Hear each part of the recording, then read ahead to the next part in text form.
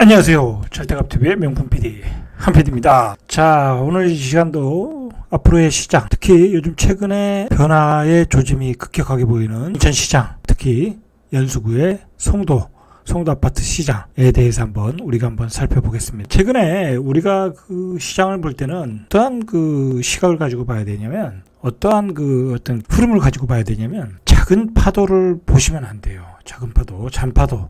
다시 집값이 상승을 할, 요즘 그런 얘기가 또 슬슬 나와요. 그 부동산 꾼들 사이에서. 자꾸 그 사람들이 글을 올리잖아요. 그냥 조금만 상승의 기미가 보이면 그 사람들은 글을 올려서 그냥 다시 이제 그 2019년처럼 조정받았다, 급매물이 소화됐다, 리바운딩을 할 것이라는 거예요. 근데 근거가 뭐냐 이거예요. 우리가 그 근거가 뭐냐라는 거예요. 그냥 막연히 거래가 돼서 급매물이 소화가 돼서 가격이 오른다. 그렇게 생각하면 안 되는 거잖아요. 어떤 그 시장의 밑에 깔고 있는 어떤 상황, 어떤 금융시장의 전반적인 상황, 그런 것들을 우리가 정확히 알아야 그 상승을 하더라도 논리를 부과할 수 있는 거죠. 그러니까 중요한 건 뭐냐면 지금 시장이 어떤 시장의 흐름인가라는 걸 우리가 알아야 돼. 제가 제가 이제 2015년도부터 이제 제가 집을 사기 시작했는데, 사실 2013년도부터 이제 바닥을 치고 올라왔잖아요. 저도 그렇게 빠른 편은 아니었어요. 그때 제가 은행에 돈이 있었단 말이에요. 은행에 돈이 있었는데, 이거 금리는 그때 4% 됐었나요? 정확히 기억은 못 하겠는데, 한 4% 정도 됐던 것 같은데, 자꾸 이게 금리가 떨어지는 거예요. 그러면 내가 돈을 가지고 있으면은 결국은 손해다. 그렇게 생각해서 이제, 앞으로 시대는 초저금리의 시대다 해서 이제 어떤 자산 시장에 뛰어든 거잖아요. 어떤 그런 동기를 가지고. 지금의 시장은 그러한 초저금리가 다 너무나 초저금리 길게 가고 계속 돈을 불어 넣어줬더니, 긴축 완화를 통해서 돈을 불어줬더니 거기에 또 코비드까지 오다 보니까 공급에 문제가 있고 그다음에 병목 현상도 생기더라. 그러면서 물가가 막 폭등하고 있잖아요. 지금 유가도 서부 텍사스 기준으로 92달러에서 93달러, 95달러 막 계속 올라가고 있잖아요. 그리고 반도체 값도 계속 올라가고, 반도체 값이 올라가니까 자동차는 생산을 할 수, 결국은 이제 서민들이 피해를 보고, 세계의 그 어떤 신흥국들이 굉장한 경제적 고통을 받고 있어요. 미국도 놀래가지고, 미국의 그 소비자 물가, 생산자 물가, 거의 폭등을 하고 있지 않습니까? 7%, 8% 막 그렇게 나오지 않습니까? 그러니까 미국도 놀래가지고 3월에 금리를 인상한다는 거는 아주 고정적이에요, 고정적.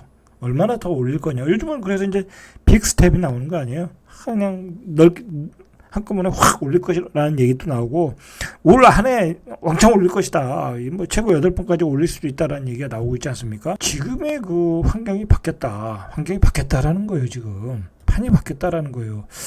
이런 얘기를 안 해요. 그 부동산 하시는 분들은 이런 얘기를 안 해요. 그냥 이제 시장에 유통 물량이 없고 올해 공급 물량이 없으니 그냥 급매물이 소화되고 매수세가 몰리면 올라갈 수밖에 없다라는 거예요. 그거는 어떻게 보면 맞는 얘기예요. 시장의 논리대로 보면 시장에 유통 물량이 없으니까 물건이 소화되면 호가가 올라가는 게 또 시장이니까 그게 맞는 거예요. 그러나 판이 바뀌고 있다라는 것을 간과하고 있는 거예요. 예를 들어서 요즘 얘기하는데 압구정동에서 대형 평수가 또 신고가를 쳤다. 그러니까 또 집값이 오른다. 그런 얘기를 하잖아요. 그렇지 않아요.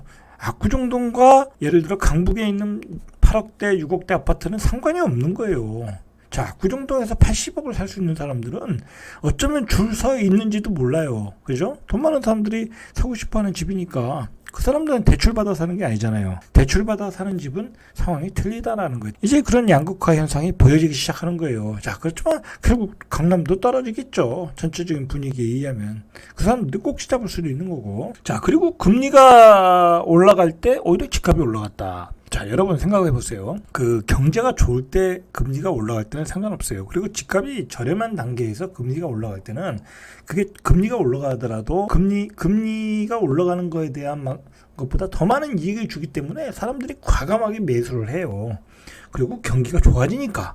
그런데 지금은 안 그렇잖아요. 지금 상황은 집값이 3배 폭등한 상황에다가 3배 폭등한 이유는 초저금리 유동성이었어요. 근데 그 초저금리 유동성도 대출을 안 해주겠다고 그러고, 그리고 집값이 3배 올라 있기 때문에 거기다가 금리가 2배 반, 2.5배가 되는 상황에서 지불할 능력이 없어요. 원리금을 지불할 능력이 없다. 예를 들어서 12억짜리 집을 사는데 강북의 역세권에 있는 12억짜리 집을 사는데 예를 들어 5억을 대출을 받는다. 그런데 2.5%대와 6%대의 금리는 차이가 나고 그 6% 금리까지 지불하면서 사람들이 어느 정도 꼭지라고 생각하는 지점에서 과감히 매수해서 들어오겠느냐는 거예요. 그게 쉽지 않다. 그리고 지금은 금리를 올리는 상황이 경기가 좋아지는 상황이 아니잖아요. 좋아지는 상황이 아니다라는 거예요. 거의 정점에서 횡보하는 기간이 될 수 있는데 거기서 과감히 연끌 매수를 들을 수 있는 사람이 있겠느냐. 자, 그러니까 그 사람들이 상승론을 외치는 사람들이 금리가 올라갈 때도 올라갔고 그리고 시장의 유동성이 풍부하다. 더 올라갈 거다.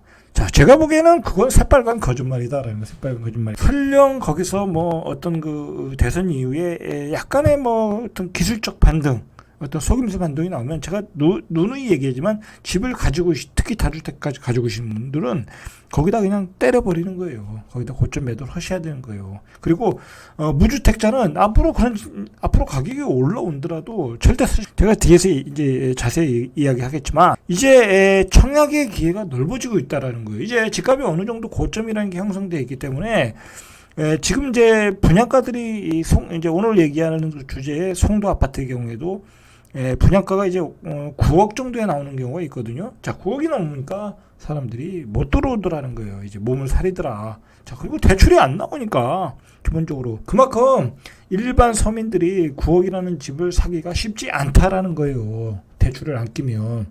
예전에 9억을 샀던 것은 대출을 다 받을 수 있었고 갭 투자로서 들어왔던 거잖아요. 값의 고점인 상황에서는 자신이 떨어진 자신감이 없는 거죠. 상승에 대한 자신감이 없어지는 거죠. 그래서 저는 이제 그렇게 생각을 해요. 제가 블로그도 썼지만은 지금은 제가 보기엔 전문가들을 제일 조심해야 돼요.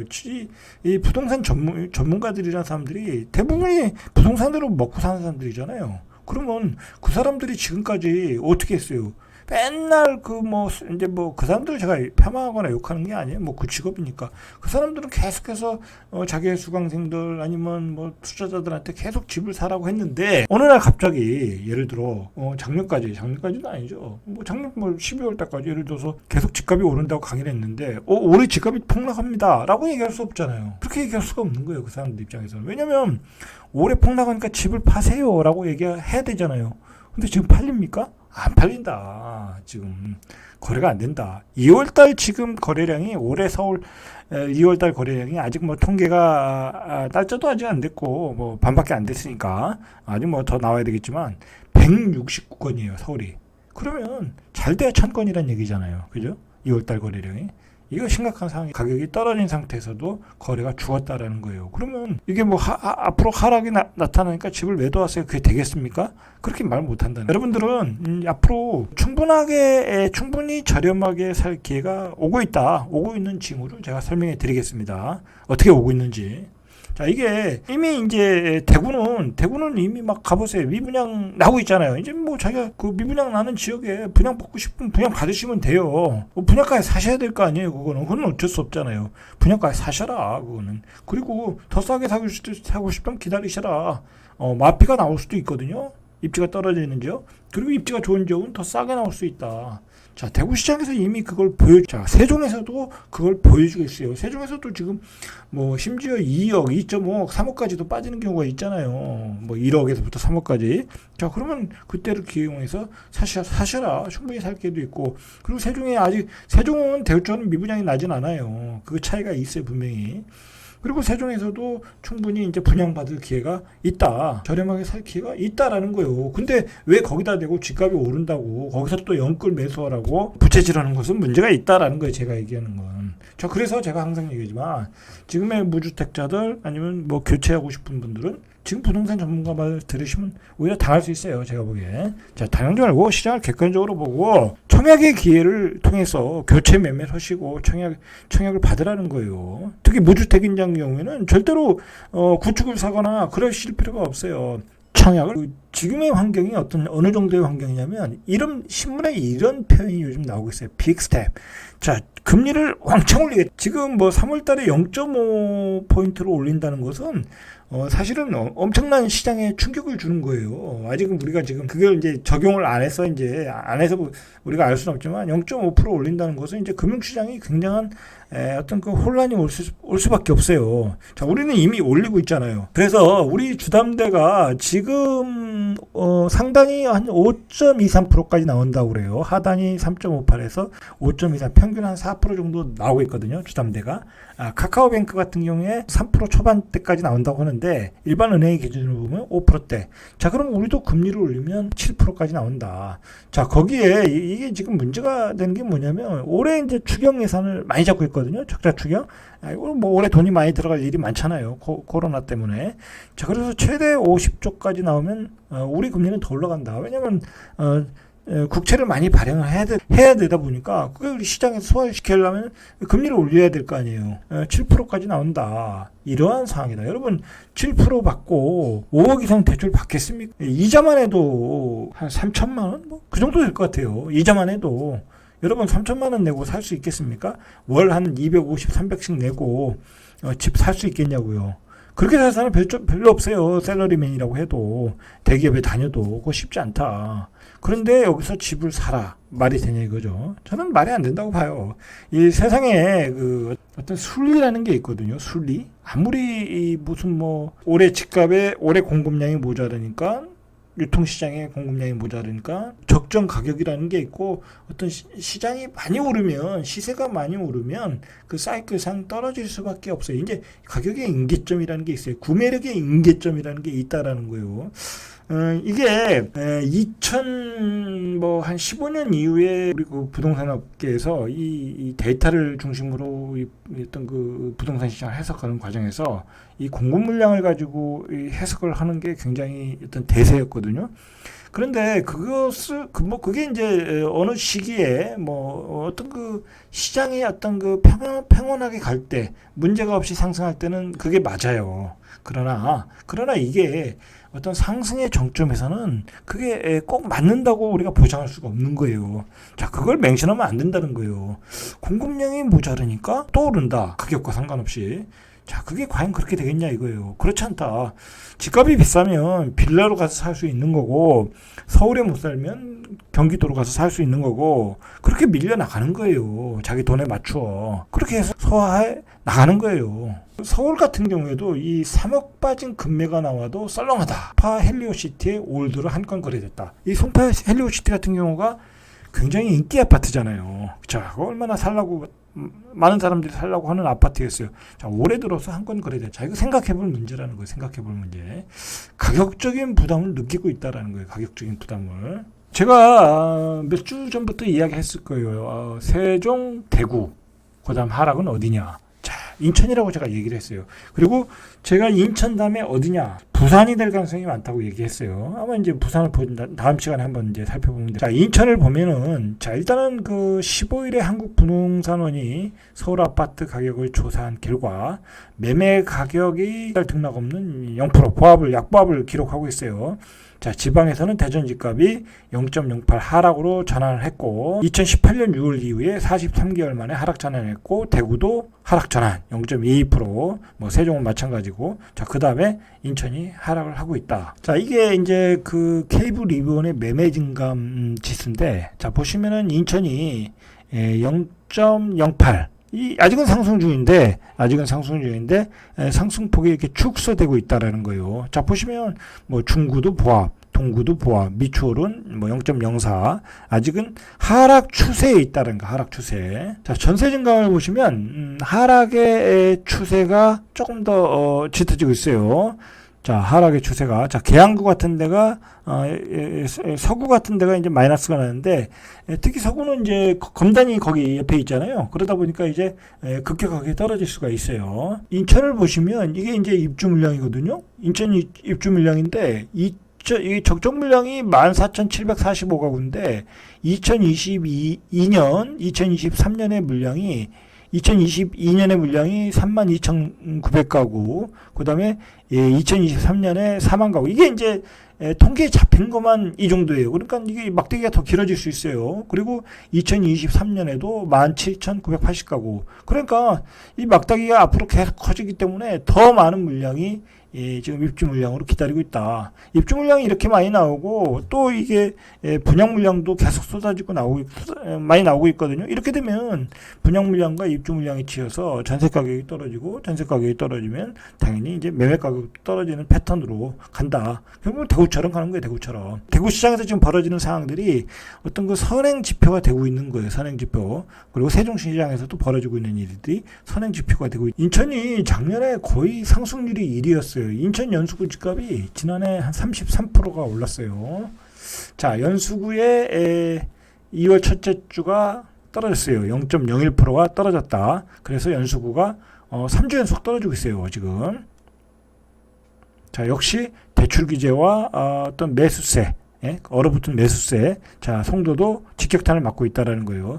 송도도 실거래를 보면 예전에 그 10월, 11월, 9월, 9월부터 한 10월까지 그 최고가를 찍었잖아요. 몇 군데에서 찍었어요. 근데 사실 14억 7천인가 찍고 12억 얼마도 찍고 그랬는데 사실 그렇게 실거래 고점을 찍은 게 몇 건 안 된다. 자, 그 얘기는 뭐예요? 계속 거래가 거기서 활발하게 돼야 되는데 가격적인 부담을 느꼈다는 거예요. 느꼈다. 누군가가 고점을 잡았지만 많은 거래량이 이루어지지 않았어요. 그러니까 사실 그 가격에 팔고 싶은 사람들은 팔지도 못했어. 그거보다 더 호가를 더 올려서 내놨겠지만. 자, 지금 그 현재의 상황을 봐야 돼요. 자, 2019년도에 입주한 힐스테이트 레이크 송도 1차 전용 84가 11월에 11억 3천에 신고가 되었어요. 근데 이것도 그때 한두 건 거래되고 그 뒤로 거래가 안 됐어요. 그러다 보니까 거래가 안 되니까 즉 당장 팔아야 되는 사람은 어떻게 되겠어요? 9억 5천에 내놓고 있다. 9억 5천에. 자, 이거 그냥 그대로 한 1억 8천 빠진 거예요. 3개월 사이에 1억 8천이 빠졌다. 자, 이게 이런 흐름이라는 거예요. 이런 흐름이다, 지금. 송도 더샵 그린 워크 3차. 84가 12월에 10억 2천만 원의 실거래를 찍었다. 자, 같은 해 10월에 11억 6천. 이게 2개월 새 1억 4천이 빠졌다는 거예요. 11억 6천이었던 게 10억 2천까지 떨어졌다. 자, 그리고 현재 호가는 또 4천만 원 낮은 9억 8천만 원이다라는 거예요. 그러니까 거래가 안 되니까 호가가 자꾸 떨어져서 나오고 있다라는 거예요. 자, 보시면 재밌는 게 뭐냐면 9억 5천, 9억 8천 나오잖아요. 지금 근데 송도에서 분양하는 거에 한 8억 5천에서 한 9억 5천 그 정도 하잖아요. 그 정도에 내놓잖아요. 근데 생각을 해보세요. 이거 9억 5천, 9억 8천에 사겠어요? 새로 분양하는 바다가 보이는 아파트를 분양받겠어요? 당연히 그걸 분양받겠죠. 그렇죠? 그러니까 이 구축은 거래가 더 죽을 수밖에 없는 거예요. 가격이 이거보다 더 싸잖아요. 자, 이거보다 싼데도 그 미분양이 나고 계약을 못 치는 거예요. 미분양은 아니지만 실제 계약으로 잘 연결이 안 돼서 줍줍으로 나오고 있잖아요.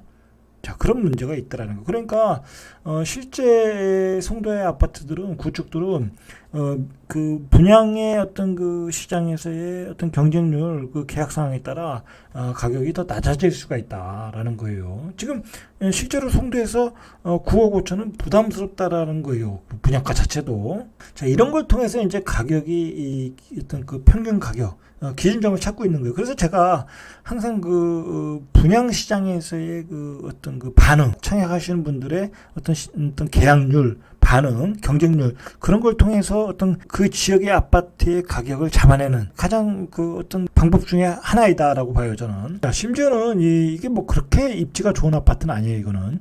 주상복 그리고 세대수도 많지도 않고 주상복합인 송도 센트럴파크 리버리치는 96가구 중 33가구가 무순위 청약으로 넘어갔다.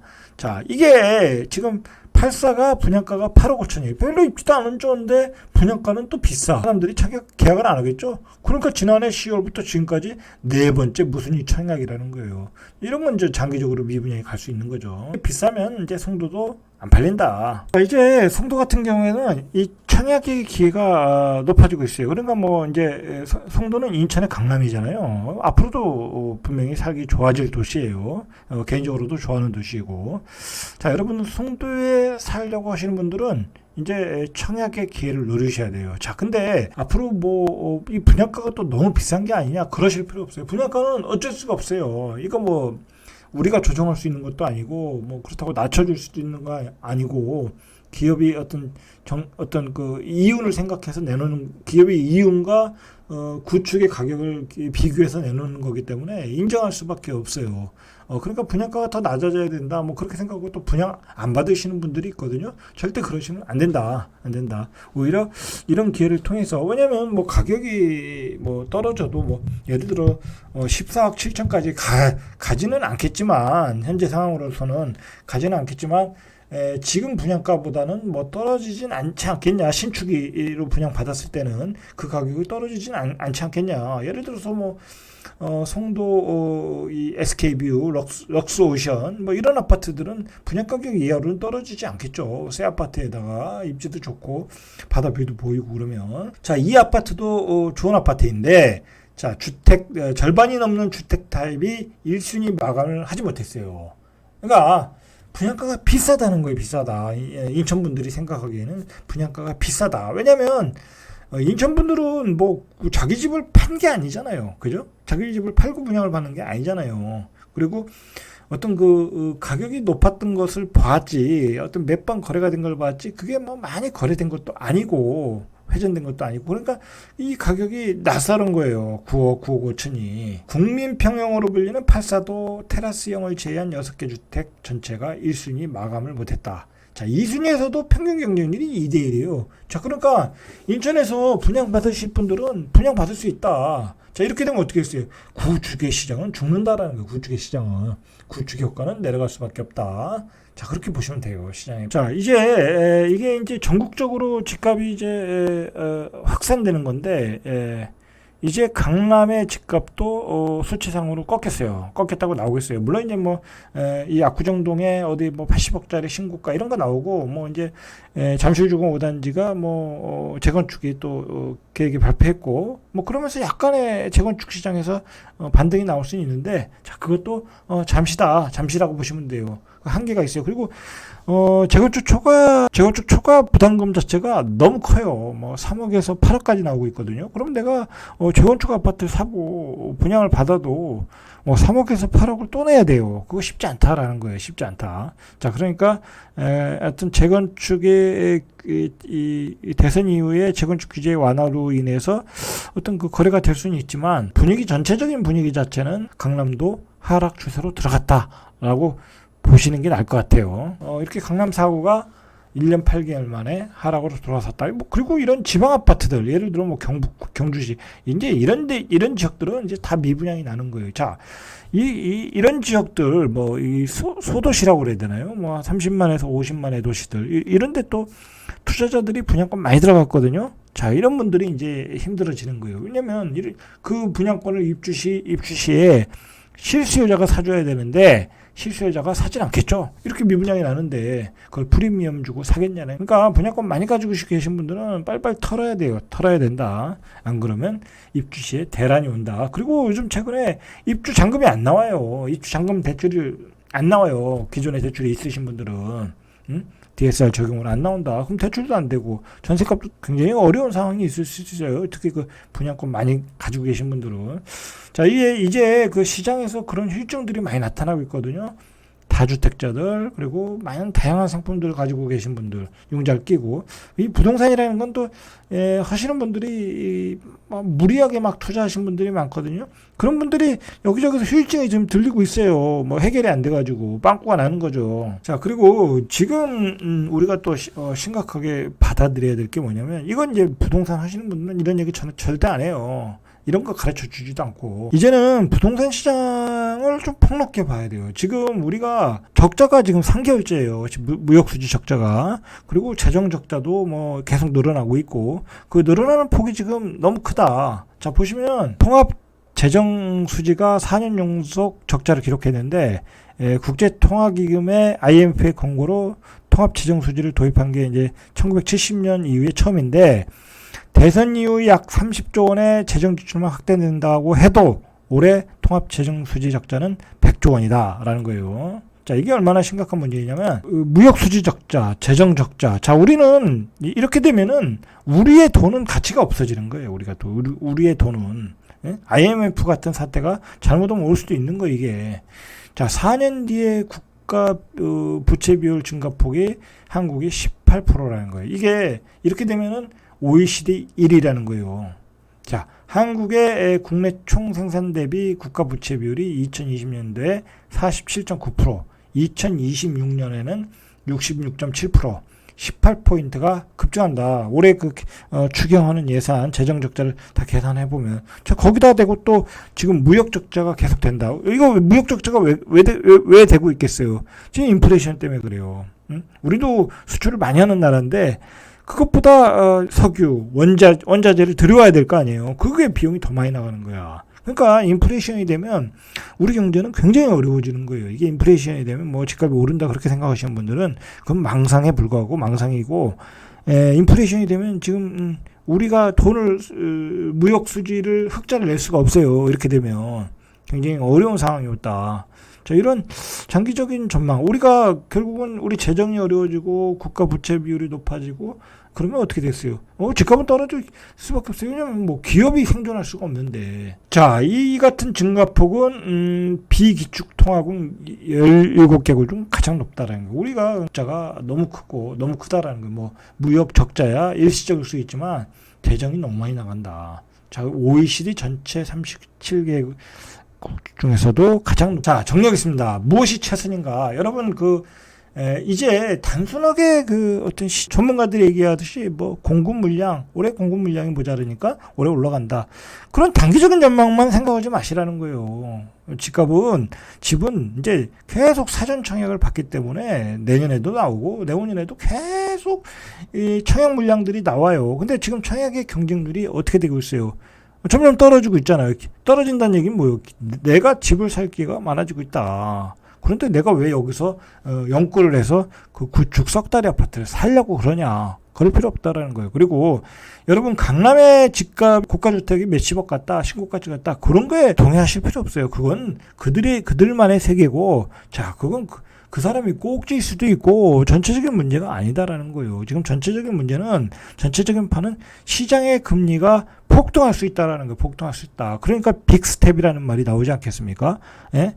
그리고 지금 우리가 가장 직면한 문제는 인플레이션이다. 돈을 너무 많이 풀었다. 자, 그러니까 인플레이션이 얼마나 급격하게 올지 모른다. 그런 거대한 태풍을 대비해야 된다라는 거예요. 자, 그래서 무주택자들은 청약의 기회가 넓으니까 청약을 활용하시고, 1주택자들은 가능한 구축을 팔고 신축으로 갈아타라. 제가 너는 얘기하지 않습니까? 그리고 다주택자는 리스크 관리를 해라. 분양권 시장에 미분양이 점점 늘어날 수 있다. 지금은 대구가 미분양이지만 이제 경기도 수도권도 미분양이 날 수 있다라는 거예요. 그런 징조가 보이기 시작했다라는 거예요. 그리고 대출이 많이 가지고 계신 분들은 대출을 줄여라. 사이즈를 줄여라. 금리가 엄청나게 올라가고 있다. 자, 오늘은 여기까지. 이상 절대값TV의 명품 PD 한 PD였습니다.